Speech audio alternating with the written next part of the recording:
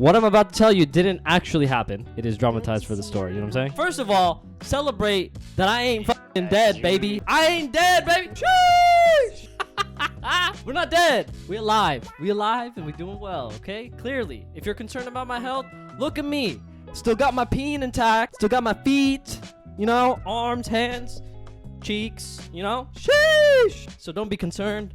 Papa is in good spirits. There's not much more you can really ask for. We celebrate that I ain't fucking dead. And overall, if you've ever hydroplaned before, you know how the situation is. And just a good wall tap? Just a good wall tap we got out of that? Don't get me wrong. It was Monk S. Yes, we had the oil cap. Oil cap was secure. Car's engine is good. My rear wheel, just kind of out to lunch, you know? Call me TJ because I hit walls. I hit walls hard. Just a good wet road taking me out, you know? Of course, that's the way I go out, right? So here's what happened, okay? Listen carefully. TJ and I just got done picking up the wheels for the Lamborghini. We're heading to SOS to drop them off. We just got on the freeway. I drive like a granddad, especially in the rain, because I don't like paying attention to cops, so I drive the speed limit, maybe a little bit over. I set my speedo to 69, but actually I was going 67 because my wheels are bigger than the original diameter. So 67 miles per hour, lane 2. Just driving along, minding my business, dancing to the song, you know what I'm saying? Like, you can't see in front of you, right? You can't see like 6 car lengths ahead of you. That's how much water there was. I'm in the second lane. I'm just minding my business, cruise control, listen to my music. Then I feel my tail dig. I'm like in my car. I felt it go like that. I was like, fuck, bitch, we're in it. It's go, baby. It's time to go. So I try to correct a little bit, okay? And then my tail swings out to the right, and then it catches grip, and then I go forward. Here's the wall. Here's me.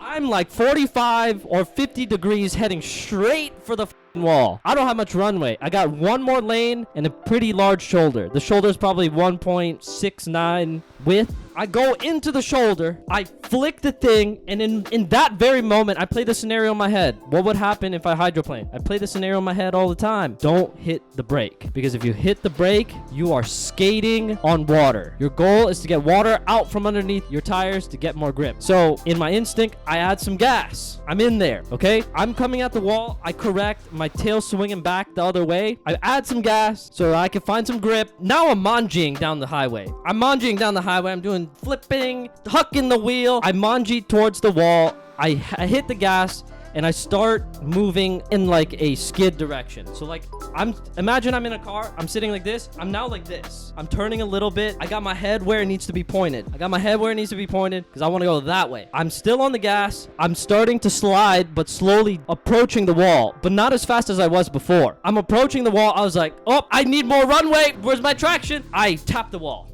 This is what happens in the cabin. I tap the wall. Pop, wall tap. Pop. In the car, I'm holding onto the steering wheel. I go, whoop-ah. Lose all momentum. Come to a calm stop. Let go of the gas. Boom. Perfectly in the middle of the shoulder. Safely. Job done. Evasive maneuvers. Quick thinking.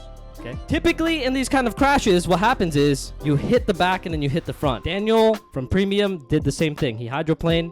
He went pop, pop. Me? Only the back, baby. Only the back. 1 week later. Hello, you beautiful human you. It's been a week. It's been a week since all of that happened. I just want to share my thoughts and how I feel about the situation now that it's been a while. Typically, after a week's time, people feel the shock of what occurred. I just want to share what I am thinking and why I'm able to be so positive about the situation. There's always a quote that I live by. I think the Dalai Lama said it. If you can't do something about it, why worry? If you can do something about it, why worry? In other words, there's no need to worry. The situation is going to be handled, and the fact of the matter is that I got in an accident, hurt my car, and potentially almost hurt myself.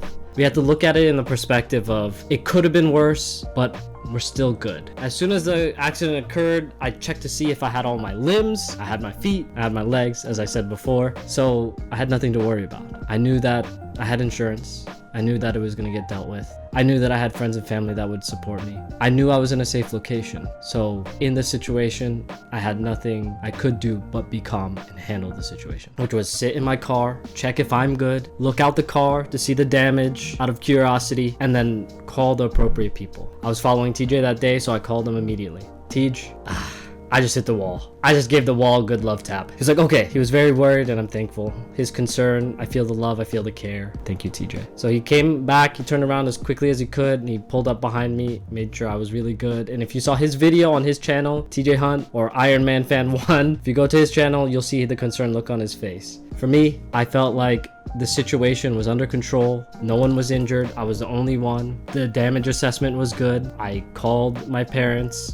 I told them that it was fine. I called the insurance. I filed my claim. We were able to get it towed, taken to SOS to be looked at. Situation handled. No need to worry. So I think I've come to this point where I can feel this way about the situation because it's not one of the first times that it's occurred, but I just put everything in perspective. I am grateful for how it panned out. Only the left rear side was damaged. If you are going through something that's a bit tragic and hard to deal with, just remember you got this. I believe in you. If I can do it, you can most definitely do it. Just sit back, breathe, put your feet on the floor, assess the situation, and tackle it like you would anything else, because I know you can get through it. I believe in all of you. That's all I got to say. Thank you for watching, and until next time, send me your love letters in my P.O. box. Address in the description. I'd love to read them. And thank you for everybody that texted me, and thank you everybody that DM'd me, making sure I was okay. I'm big chillin'. Kuya Calvin is big chillin', baby.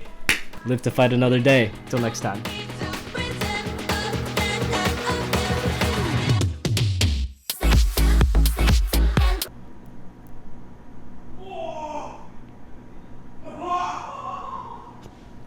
Benedict.